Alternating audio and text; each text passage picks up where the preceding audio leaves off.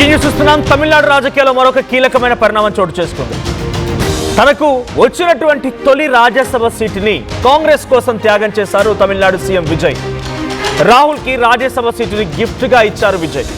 విజయ్ నిర్ణయాన్ని అటు ఇతర కూటమి పార్టీ నేతలు కూడా, అంటే టీవీకే తర్వాత ఉన్నటువంటి మిగిలినటువంటి పార్టీలు, అది అన్నాడీఎంకే నుంచి కొంతమంది కానీ వచ్చినటువంటి వాళ్ళు కానీ, లేకపోతే వీసీకే పార్టీకి సంబంధించిన వాళ్ళు, ఐయుఎంఎల్కి సంబంధించిన వాళ్ళు, ఇతరత్ర పార్టీస్, సిపిఐ సిపిఎం పార్టీలందరూ కూడా ఏవైతే కూటమిలో విజయ్కి సహకరించి ప్రభుత్వాన్ని ఏర్పాటు చేశారో వారంతా కూడా ఇప్పుడు ఈ నిర్ణయాన్ని సమర్థిస్తూ ఉన్నారు.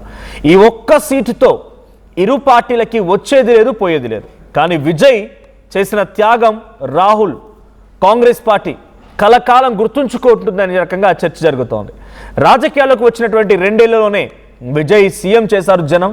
తమిళుల నిర్ణయం తప్పు కాదని రోజు నిరూపిస్తున్నారు విజయ్. పిలవగానే వచ్చి మద్దతిచ్చినటువంటి కాంగ్రెస్ పార్టీకి 5 ఎమ్మెల్యేలలో 2 మంత్రులుగా చేశాడు విజయ్. ఇక రాజకీయాల్లో మిత్రధర్మం అనేటువంటి పదానికి అసలైనటువంటి అర్థంగా నిలిచాడు విజయ్ అనేటువంటి చర్చ నేషనల్ లెవెల్లో ఆయన అప్రిసియేషన్స్ వస్తూ ఉన్నాయి. ఈ నెల 18న రాజ్యసభ ఉప ఎన్నిక ఉంది. అక్కడ విజయ్ ఆ సీటుని కూడా డైరెక్ట్గా మరొకరికి కేటాయించారు కాంగ్రెస్ పార్టీకి.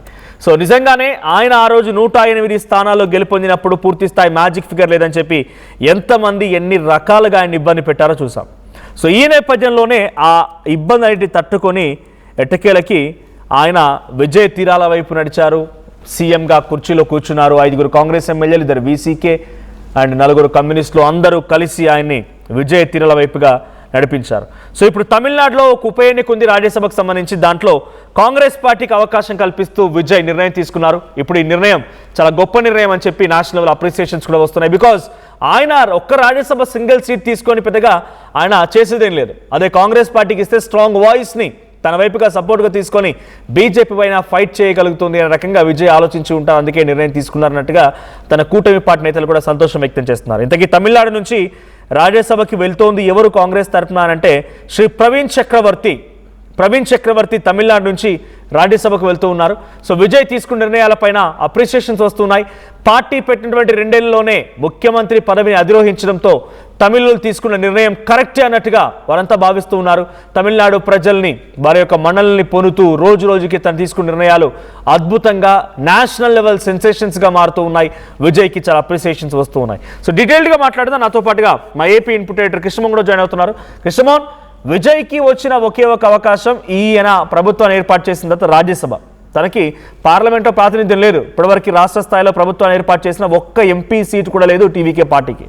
ఇప్పుడు ఆయనకు వచ్చినటువంటి అవకాశాన్ని ఉపయోగించుకొని ఢిల్లీలో లేదా రాజ్యసభలో తన వాయిస్ వినిపించాలనుకున్న విజయ్ అది కూడా త్యాగం చేశారు, కాంగ్రెస్ కేటాయించారు. అంటే ఎలా చూడాలి? మిత్రధర్మాన్ని, పొత్తు ధర్మాన్ని చాలా పర్ఫెక్ట్గా పాటిస్తున్నారు అనుకోవాలా? అట్ ది సేమ్ టైం కాంగ్రెస్కి అవకాశం అంటే వాళ్ళిద్దరి మధ్య స్నేహభావాన్ని మరింతగా పెంచుకుంటున్నారా విజయ్?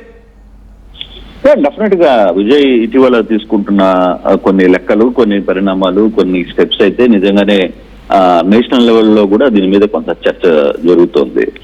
ఎందుకంటే 2 సంవత్సరాల్లో ఆయన పార్టీ పెట్టారు. పార్టీ పెట్టిన వెంటనే సీఎం అయ్యారు. ఆ కష్టకాలంలో తనకి 5 మంది ఎమ్మెల్యేలు మద్దతు కాంగ్రెస్ ఇచ్చినప్పుడు కాంగ్రెస్ కి 2 మంత్రి పదవులు ఇవ్వడమే కాకుండా ఇప్పుడు ఏదైతే రాజ్యసభ సీట్లు కాంగ్రెస్ నుంచి తమిళనాడు నుంచి ఇచ్చే పరిస్థితి ఉన్నప్పుడు అక్కడ ఆ సీట్లను కూడా కాంగ్రెస్ కి త్యాగం చేయడం అనేది చాలా వరకు కూడా అంటే తన స్టెప్స్, అంటే సెంట్రల్ లో తను ఏ విధంగా వెళ్ళాలనుకుంటున్నారు, రాబోయే రోజుల్లో ఆ ఒక బలం ఏ విధంగా తను నిరూపించుకోవాలనుకుంటున్నారు, అవసరమైనప్పుడు ఎవరి మద్దతు తనతో ఉండాలి అని. అంటే బేసిక్ గా మిత్రధర్మం కూడా, అంటే ఒక నిజంగానే మామూలుగా ఇప్పుడు తీసుకుంటే ఇతనికి ఒక రాజ్యసభ సీట్ అయితే వస్తుంది టీవీకి ఒక రాజ్యసభ సీటు వచ్చినందువల్ల అక్కడ గట్టిగా మాట్లాడే పరిస్థితి ఏముండదు, తన వల్ల ఉండకపోవచ్చు. కాకపోయినా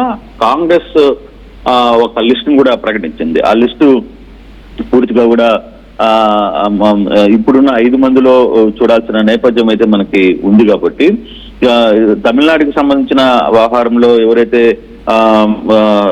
ప్రవీణ్ చక్రవర్తి ఉన్నారో, ప్రవీణ్ చక్రవర్తి కూడా డేటాబేస్ సంబంధించిన వ్యక్తి, బ్యాక్ అండ్ డేటాబేస్ కి సంబంధించి చాలా కీలకంగా కాంగ్రెస్ కి పనిచేశారు. ఆయన ఇటీవల కాలంలో కాంగ్రెస్ అంటే రాహుల్ పాదయాత్రల సందర్భంగా కావచ్చు, లేకపోతే కొంత డేటాని సేకరించడం, ఇటీవల సిబిఎస్ లాంటి సంఘటనలు, దీనికి సంబంధించిన వ్యవహారాలంతా కూడా కొంత ప్రవీణ్ చక్రవర్తి చాలా జాగ్రత్తగా పనిచేశారు. కాంగ్రెస్ కి రాహుల్ గాంధీకి ప్రధానంగా రాహుల్ గాంధీకి కొంత డేటాని అందించడంలో చాలా కీలకంగా వ్యవహరిస్తున్నారు. సో ఇటు టీవీకే వాళ్ళతో కూడా కొంత మంచి సంబంధాలు ఉన్న నేపథ్యంలో అతనికి తమిళనాడు నుంచి సీట్ ఇస్తే బాగుంటుందని భావించిన నేపథ్యంలోనే విజయ్ కూడా వెంటనే తన మద్దతు కూడా కాంగ్రెస్ కి ఇచ్చేశారు.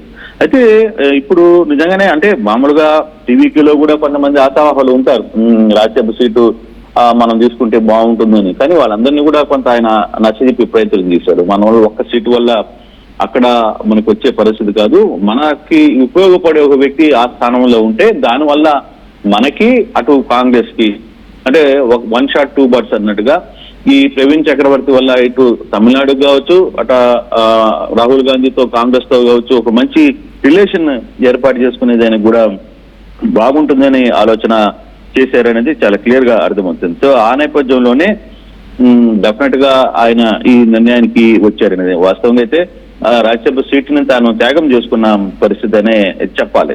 కానీ రాజకీయాల్లో వచ్చిన 2 ఏళ్ళనే విజయ్ ఇటువంటి నిర్ణయాలు అంటే టక్కని ఒక నిర్ణయాన్ని తీసుకోవడంలో స్పీడ్ గా నిర్ణయం తీసుకోవడంలో కూడా తానేమి వెనుకడుగు వేయడంలా. ఒక చిన్న తప్పు చెప్పినా దాన్ని వెనక్కి తీసుకోవడం, లేదు ఒక నిర్ణయం తీసుకోవాలి, లేదు మద్యం క్లోజ్ చేయాలి, 778 షాపులు క్లోజ్ చేశారు. ప్రైవేట్ స్కూల్స్, అక్కడ ప్రైవేట్ స్కూల్కి సంబంధించి ఫీజులు గవర్నమెంట్ ఈ చిన్న ప్రైవేట్ స్కూల్ నుంచి ఇంజనీరింగ్ కాలేజీల వరకు కూడా ఏదైనా ఒక రేటును ఫిక్స్ చేయాల్సిందే, మీరు ఇష్ట ప్రకారం దండుకుంటామంటే కుదరదు. ఇటువంటి నిర్ణయాలు కొంత అక్కడ యూత్ను చాలా గట్టిగా ఆకర్షిస్తున్నాయి. సాధారణంగా రోడ్ల మీద ఇటీవల కాలంలో వరుసగా టీవీకే కార్యకర్తలు రోడ్ల మీద చెత్త చెదారం ఉన్నప్పుడు కూడా మహిళలే స్వచ్ఛందంగా వచ్చి వాటన్నిటిని క్లీన్ చేయడం సిటీస్ లో ఒక ప్రోగ్రామ్ లాగా నిర్వహిస్తున్నారు. తమ విజయ్ ఇచ్చిన పిలుపు మేరకు ఎంతవరకు చేయగలిగితే మెడ్రాస్ సిటీని ఎంతవరకు క్లీన్ గా ఉంచాలనే ఒక ప్రయత్నాన్ని చేస్తున్న పరిస్థితి అయితే చాలా స్పష్టంగా కనబడుతుంది.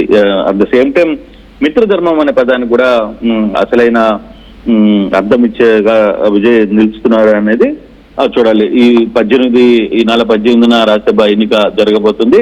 సో ఈ 4 సీట్లు తమిళనాడు నుంచి 1 సీటు చక్రవర్తికి ఇవ్వబోతున్నారు.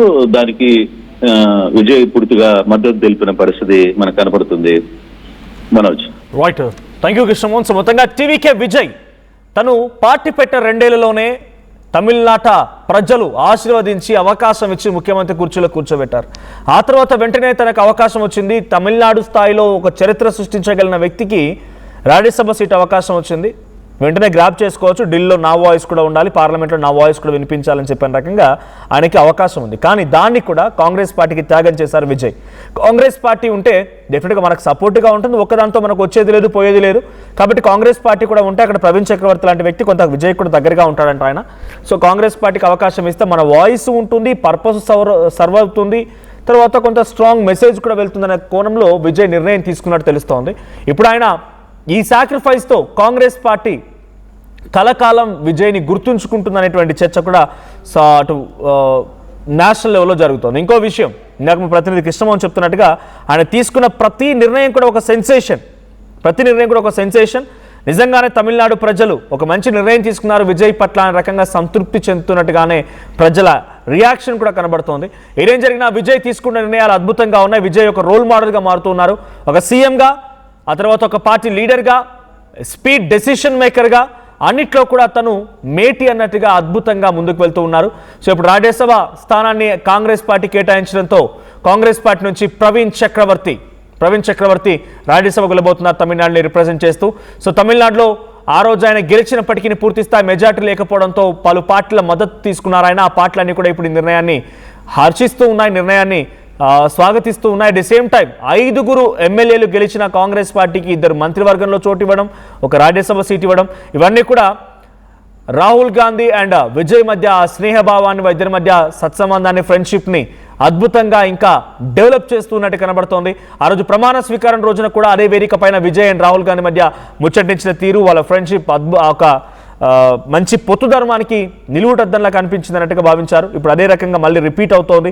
సో మీ అభిప్రాయం ఏంటి? విజయ్ కాంగ్రెస్ పార్టీని నమ్మడం మీరు ఎలా చూస్తున్నారు? ఓవర్గా నమ్ముతున్నాడు అనిపిస్తోందా? లేదు కాంగ్రెస్ పార్టీని నమ్మడం మూలంగా ఆయన డెఫినెట్గా బీజేపీపై వార్ ప్రకటించారని ఒక రకంగా మీరు కూడా అనుకుంటున్నారా?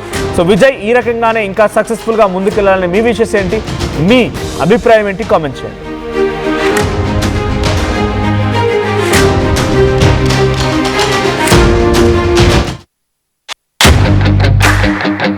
At KL, the expertise of the world in the palm of your hand. KL deemed to be university. చిన్న చిన్న ఆనందాలు 35 ఏళ్లుగా నా జీవితంలో లేవు. 35 ఏళ్లుగా నేను డైపర్లలో బ్రతికాను. 6 సెంటీమీటర్ల ఫిస్టులా నా మూత్రాశయంలో లీకు కారణమైంది. ఎవరూ నాకు సహాయం చేయలేకపోయారు. AINUలో వైద్యులను కలిసే వరకు అక్కడ వారు రోబోటిక్ శస్త్రచికిత్సతో నాకు పరిష్కారం ఇచ్చారు. వారు నా ఆత్మవిశ్వాసాన్ని కూడా తిరిగిచ్చారు. Precision care makes it possible. The Center for Robotic Surgery at AINU